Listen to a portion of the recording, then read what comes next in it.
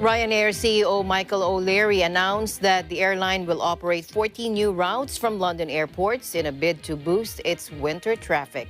Kathleen Eusebio has more.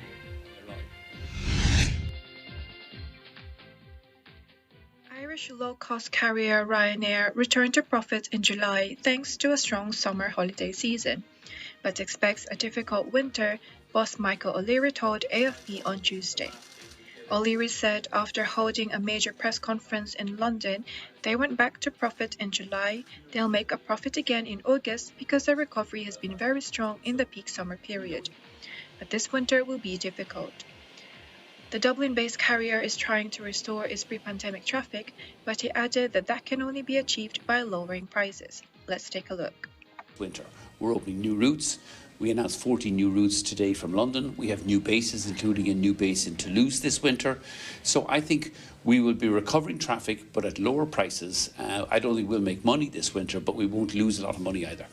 A lot of the legacy airlines, Air France, Lufthansa, Alitalia, depend on connecting Asian, American passengers connecting on their short-haul services. So their recovery has been slower.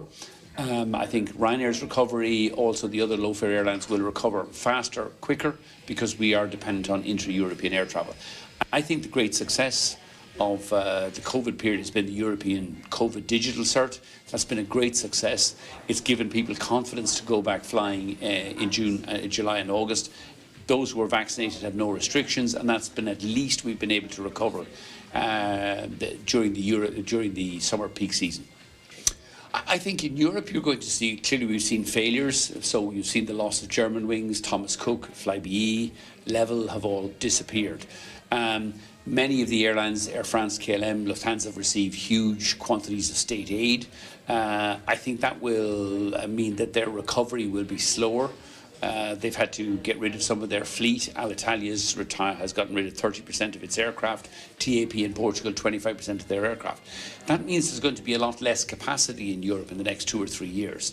And therefore it's important that airlines like Ryanair invest in new aircraft, quieter aircraft, more fuel-efficient aircraft, and keep growing quickly, because otherwise prices will rise. We want to keep prices down because the fastest way to recover aviation and tourism and jobs in Europe is to keep prices low.